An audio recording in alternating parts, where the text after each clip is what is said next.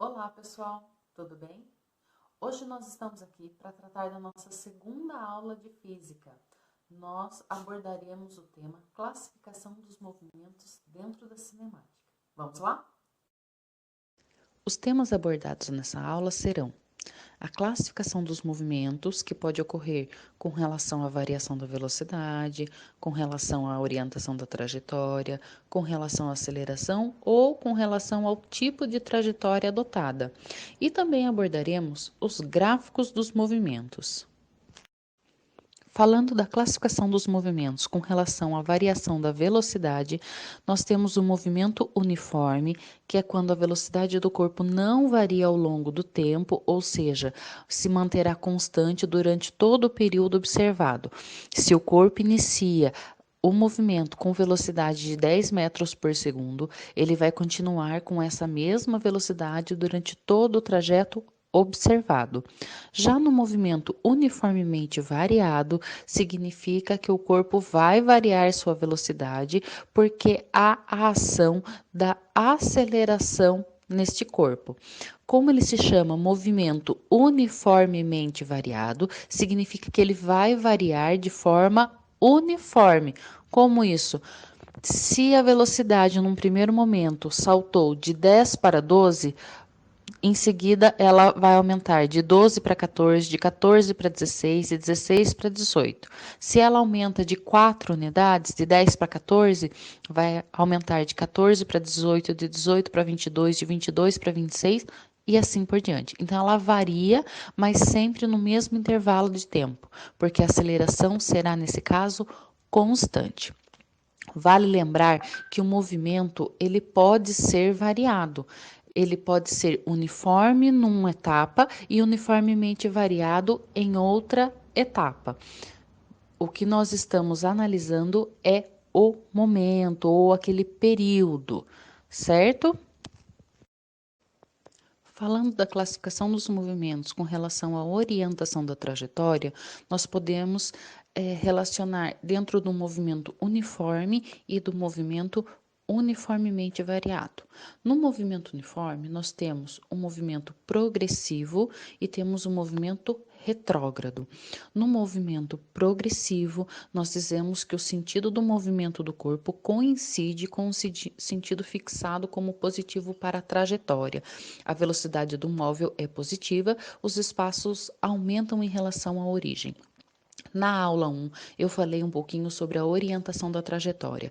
E lá eu falei que o observador ele pode adotar o sentido da trajetória, né? O ponto de onde ele parte e onde ele finaliza. Pode ser da direita para a esquerda ou da esquerda para a direita, ou até mesmo falando sobre marcações de espaço. Toda vez que o corpo se movimentar no sentido que você adotou como positivo para aquela trajetória, nós teremos um movimento uniforme, progressivo e a sua velocidade será positiva. Toda vez que o corpo se orientar na contra a indicação da trajetória, contra a orientação da trajetória, nós teremos a velocidade negativa e nós chamaremos de movimento retrógrado ou regressivo. Para falar sobre a classificação dos movimentos com relação à aceleração, devemos lembrar que a aceleração está presente apenas no movimento uniformemente variado.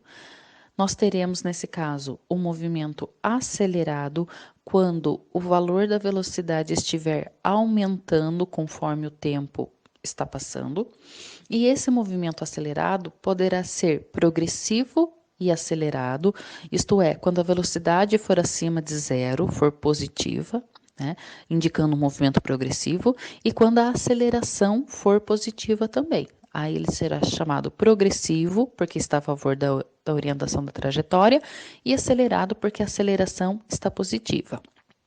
Temos também o movimento retrógrado e acelerado, que é quando a velocidade é menor do que zero, ou seja, uma velocidade negativa, indicando que o corpo está andando contra a orientação da trajetória adotada pelo observador, e a aceleração também é negativa. O que significa uma aceleração negativa? Significa que o corpo está freando. No movimento retardado, será um movimento onde o valor da velocidade diminui conforme o tempo passa. O movimento poderá ser progressivo e retardado quando a velocidade for positiva e a aceleração for negativa, ou seja, o corpo está indo a favor da orientação da trajetória, mas está freando. Ou poderá ser também retrógrado e retardado, quando a velocidade for menor que zero e a aceleração também, e a aceleração for maior que zero. Nesse caso, com velocidade menor do que zero, significa que ele está indo contra a orientação da trajetória adotada pelo observador.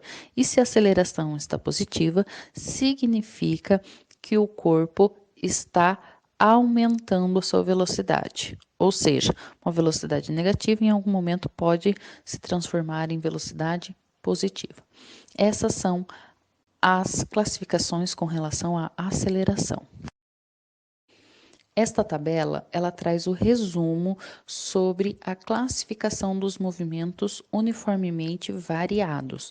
Nós temos aí nas colunas sinal da velocidade, sinal da aceleração e como que se dá esse sinal quando a gente verifica, faz essa relação entre velocidade e aceleração. Aí nós saberemos como a velocidade está se comportando e a classificação. Então, vamos para a primeira linha. Quando o sinal da velocidade for positivo e o sinal da aceleração for positivo, nós teremos positivo com positivo, o sinal da multiplicação de um pelo outro também será positivo. Com isso, nós temos que a velocidade ao longo do tempo está aumentando, indicando um movimento progressivo e acelerado. Na segunda linha, nós temos a velocidade positiva e a aceleração negativa. Significa que quando eu multiplicar positivo por negativo, eu terei negativo. Velocidade, nesse caso, está diminuindo. É o chamado movimento progressivo e retardado. Nós podemos pensar num carro, nessa situação. Um carro e o motorista pisa no freio. O que acontece? Ele está a favor da trajetória ainda, ele ainda continua um tempo até que a velocidade pare, né, que a velocidade seja igual a zero, mas se está freando, essa velocidade está diminuindo. Esse é um tipo de caso de movimento progressivo retardado. Na terceira linha, nós temos sinal da velocidade negativa e o sinal da aceleração positiva. Significa que o corpo está contra a orientação da trajetória, mas está com aceleração. Nesse caso, multiplicando menos com mais, nós temos menos. A velocidade estará diminuindo. Nós teremos um movimento retrógrado e retardado. Né? Aí seria um caso de um corpo que está se movimentando contra a orientação da trajetória com aceleração positiva. Na quarta linha, nós temos sinal da velocidade negativo e sinal da aceleração negativo também. Multiplicando menos com menos, teremos o sinal positivo, indicando que a velocidade está aumentando. Nós temos o movimento retrógrado e acelerado. Quando falarmos da classificação dos movimentos com relação ao tipo de trajetória, nós teremos 3 trajetórias que são mais conhecidas. A primeira que nós abordaremos é o movimento retilíneo, que é basicamente quando a trajetória consiste em uma reta. Aí temos uma figura de um carro que se movimenta em linha reta. O segundo movimento abordado é o movimento parabólico, que é quando a trajetória consiste em uma parábola. Nesse caso, nós temos um exemplo, um objeto sendo deixado cair a partir de um helicóptero. Ele, num primeiro momento, está no helicóptero, no segundo momento, ele está mais afastado, no terceiro momento, mais afastado, até que no quarto momento, ele toca o chão, descrevendo o movimento do objeto como uma parábola, ou, nesse caso, uma parte de uma parábola. O movimento circular também é bastante conhecido. é o movimento de rotação de um corpo em torno de um eixo. Onde seria o eixo? Nesse caso aí do relógio, é o ponto onde liga os ponteiros de minuto, segundo e hora. Esse é o ponto central, esse é o eixo de rotação. Esse movimento pode ser uniforme caso a velocidade de rotação seja constante ou variado caso sua velocidade sofra variações ao longo do tempo. Ainda falando sobre o movimento circular, nós temos o movimento circular dividido em duas partes, a parte angular e a parte espacial. Enquanto o móvel desloca-se no espaço, o ângulo formado em relação ao seu próprio eixo de rotação também varia. Por isso, ao tratarmos de movimento circular, falamos de conceitos como deslocamento angular e velocidade angular. O que seria isso no caso? Enquanto o objeto está fazendo um movimento na borda do círculo, existe o seu eixo central, que seria o centro da circunferência, e existe toda uma variação entre o centro da circunferência e a borda da circunferência. Por isso, quando ocorre uma variação no espaço da borda, está ocorrendo uma variação de espaço diferente com relação ao seu centro de circunferência. Esse centro de circunferência, quando ele se movimenta, é a chamada parte angular e a parte da borda é a espacial. Então, nós poderemos, no caso do movimento circular, falar de velocidade angular e de velocidade espacial. Abordando o tema gráficos, nós teremos que sempre prestar muita atenção com relação aos eixos do gráfico. Os eixos indicarão como será o nosso gráfico. Devemos prestar bastante atenção. Nessa primeira imagem, nós vamos abordar o movimento uniforme, isto é, aquele que tem velocidade constante, porque não há ação de aceleração. E nós teremos um caso onde a velocidade é positiva e outro onde a velocidade será negativa. No caso da velocidade positiva, que é um valor de velocidade acima de zero, o que nós temos no primeiro gráfico? Nós temos um eixo que está na vertical, que é o do espaço, e o eixo da horizontal, que é o do tempo. No eixo do espaço, nós temos o S0, que é indicado a posição inicial do corpo, e nós percebemos que conforme o tempo for aumentando, no eixo do espaço, ele também está aumentando, certo? Esse gráfico está associado com essa equação que está aí do lado.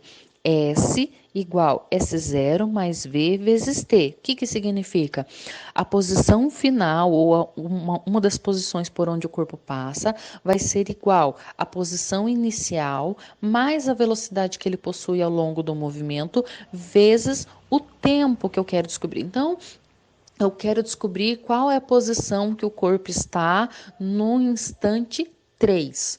Então, eu vou pegar o seu espaço inicial, sua posição inicial, vou substituir o valor, mais a velocidade que o corpo desenvolve durante o trajeto, vezes o tempo que eu quero saber. E aí, fazendo todo esse cálculo, primeiro a multiplicação, depois a soma, eu encontro qual é a posição que ele estava ao final.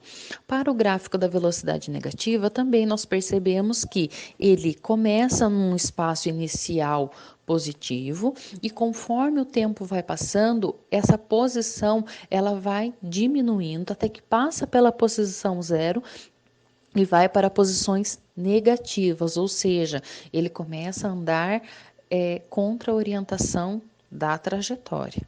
Tudo bem, pessoal? Nesse caso, então, nós temos para velocidade positiva, velocidade com valores positivos e velocidade negativa, valores menores que zero. Ainda falando sobre os gráficos do movimento uniforme, nós temos agora um outro tipo de gráfico, que é o da velocidade no eixo vertical e o tempo no eixo horizontal. Reparem que a velocidade, conforme o tempo aumenta, a velocidade se mantém constante. No primeiro quadro, nós temos um movimento progressivo, porque a velocidade é positiva. Percebam que ela está na parte de cima, né, no eixo da vertical, indicando valores positivos. E no segundo Na segunda imagem, nós temos a velocidade no campo de baixo, no eixo vertical, também adotando valores constantes, indicando movimento uniforme. O último gráfico do movimento uniforme seria o da aceleração. Como no caso do movimento uniforme não há ação de aceleração, nós consideramos ela com o valor zero, chamamos de aceleração nula. Por isso, num eixo onde eu tenho aceleração no eixo vertical e tempo no eixo horizontal, nós teremos a aceleração constante no valor zero. Falando agora sobre os gráficos do movimento uniforme, a primeira fórmula que nós vamos analisar será para o gráfico de uma função que relaciona espaço, o S, e o tempo. Então, vai ser uma função de espaço em relação ao tempo. Nós temos que posição final é igual posição inicial mais velocidade inicial vezes tempo, mais metade de aceleração vezes tempo ao quadrado. Lembrando nessa equação que primeiro se resolve as potências, depois as multiplicações e divisões, por último as somas. Para o primeiro gráfico, nós temos aceleração positiva. Nós teremos, para os gráficos dessa função de espaço em relação ao tempo, sempre funções, gráficos de funções de equação de segundo grau. Se vocês repararem, nós temos aí o tempo, ele entrando como uma incógnita, que seria como o x da função da equação de segundo grau. Então, nós teremos a concavidade ora voltada para cima quando a aceleração for positiva, ou concavidade voltada para baixo quando a aceleração for negativa. Reparem nos eixos desse gráfico. Eixo vertical está o espaço, eixo horizontal está o tempo. Nesse segundo gráfico para um movimento uniformemente variado, nós temos uma relação entre velocidade em relação ao tempo, ou seja, nesse gráfico nós teremos no eixo vertical a velocidade, no eixo horizontal o tempo. A função abordada será velocidade final é igual velocidade inicial mais aceleração vezes tempo. Lembrando, resolvemos primeiro a multiplicação e depois a soma. Para o caso que a aceleração for positiva, nós teremos um movimento acelerado e velocidade aumentando. No caso que a velocidade for negativa, teremos um movimento retardado e a velocidade ao longo do tempo está diminuindo.